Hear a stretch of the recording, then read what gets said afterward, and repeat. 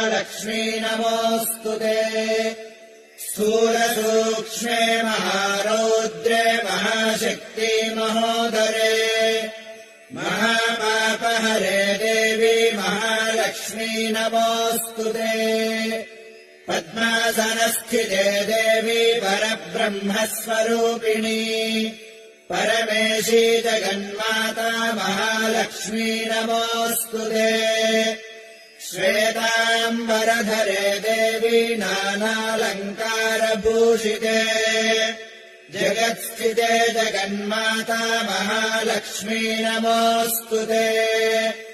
महालक्ष्म्यष्टकम् स्तोत्रम् यः पठेद्भक्तिमान् नरः सर्वसिद्धिमवाप्नोति राज्यम् प्राप्नोति सर्वदा।